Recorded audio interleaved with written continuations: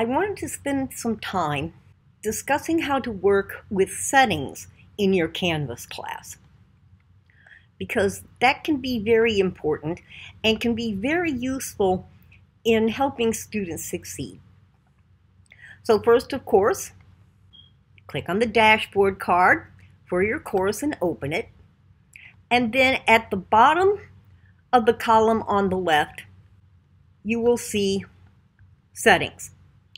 Click on that, and you will be taken to this page.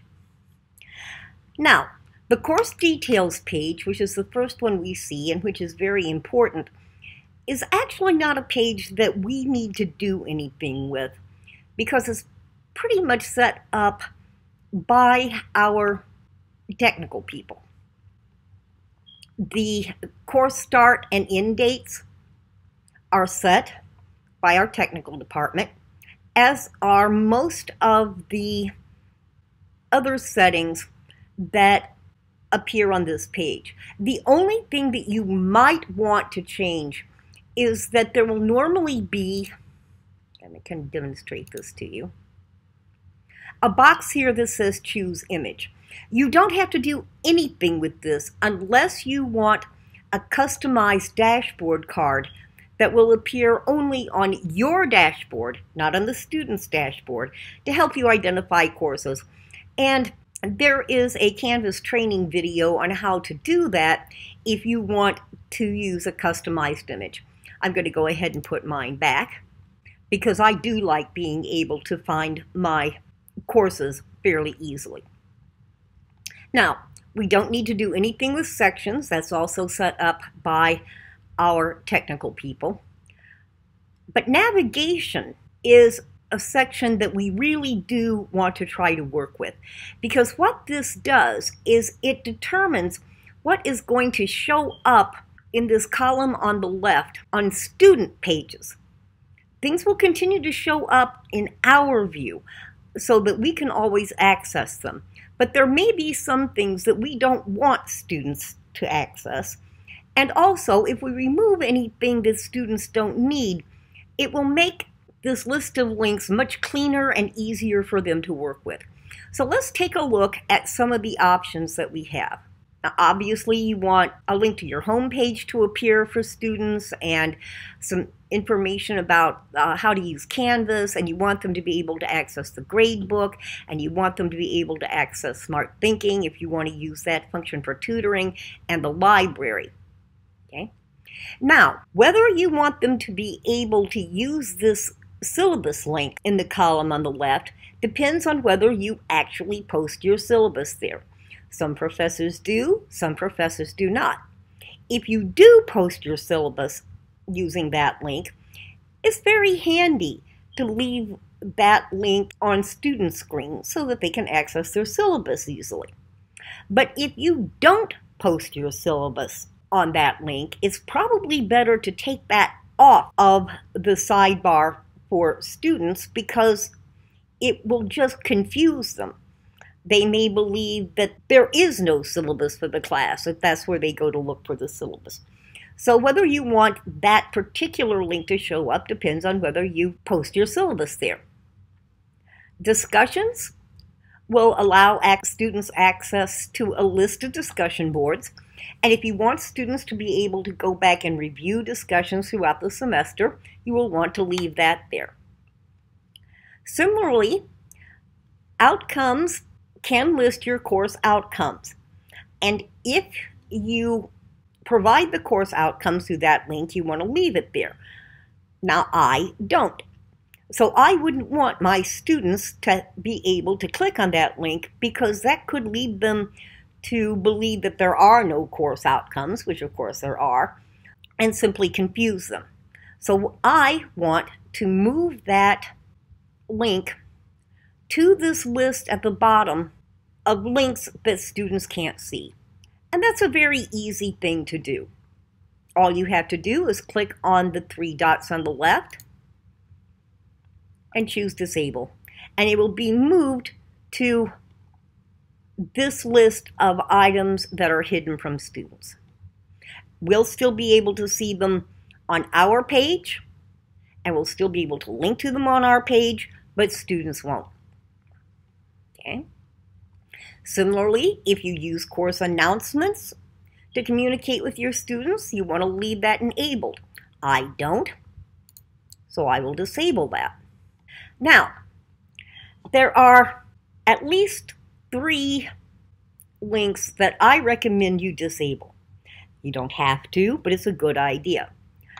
The quizzes link, if we take a look at what happens when we click on that link to the left, we see that what we get is a list of all the quizzes, and if there were several quizzes in this class, they would all be listed here. And students could click on that, and they actually would get to the quiz, not to the screen to construct a quiz.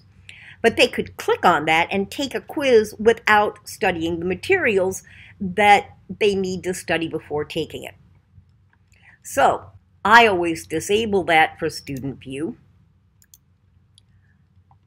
Okay. The same thing is true of assignments.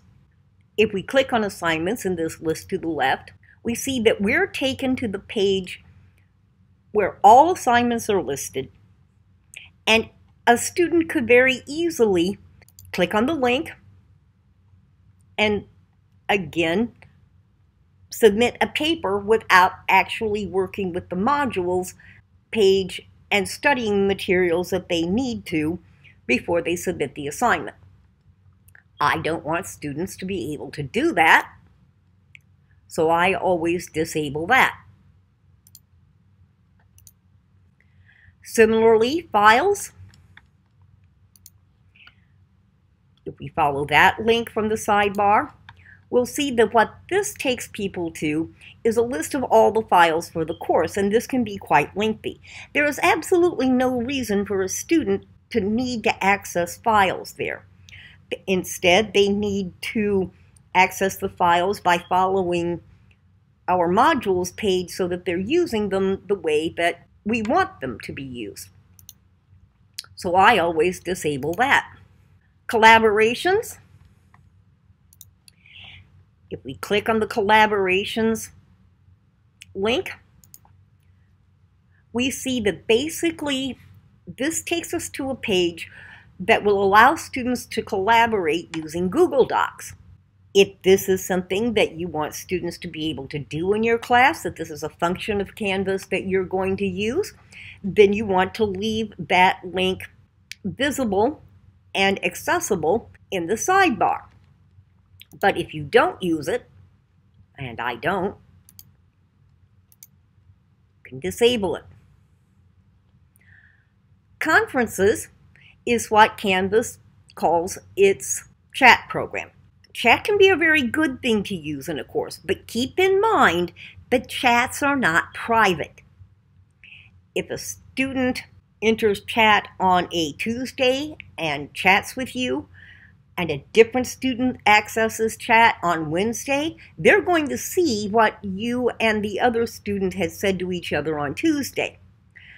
You have to be very, very, very careful not to use this function to discuss anything personal with students, such as their grade or their progress in the course or anything like that.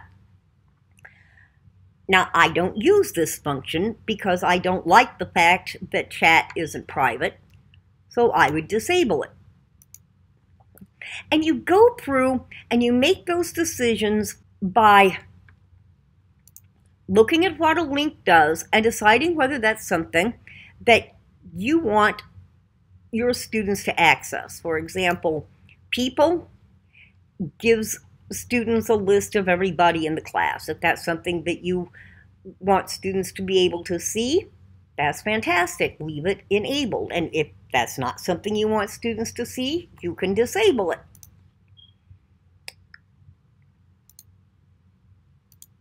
Again, if you post your rubrics to this rubrics section on Canvas, you want to leave that enabled. If you don't,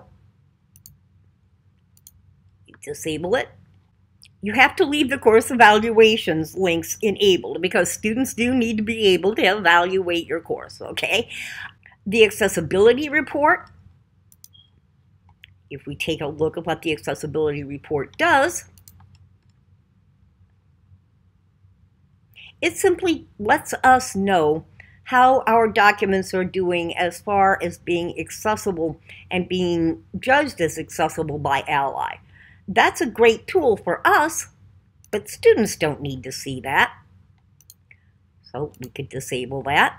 Office 365, if we take a look at what that does, it provides access to OneDrive. And if you have materials that you want students to access through OneDrive, or if you want them to post things to OneDrive, you leave that enabled. But since I don't, I disable that. Proctoru is a service that we have incorporated into the list of services that CSN provides. It essentially gives us a way to set up proctored exams that students can actually take on their computers in their homes. So if you are giving objective exams and you want those exams proctored, you would leave that disabled. If, on the other hand, you don't use a lot of objective exams or quizzes that you need to have proctored to ensure that students aren't cheating, you might not want that, so you could disable it. And that's basically what the settings page does. That navigation bar can be very important because, as we can see, if we look at this list as instructors, which is what we're doing now, everything is pretty much still there. But if we switch to student view, that list is much shorter. And what is listed there are only the functions and the sections of Canvas that we want students to be able to access and work with. Now, we can work with this settings function before we design our course if we have a good idea of what we want students to have access to. We also can wait until after we've designed our course so that we know what we want students to have access to, and we can change it at any point during the semester. It also is possible, of course, that if we have disabled a link and a function for student view, and we discover that we do want to use it after all, we can just go down to this list of items that are hidden from students, click on those three dots again, and click on Enable, and then that item will appear in the list of links to the left on our students' pages. That's pretty much all there is to working with settings. Hope this video helped.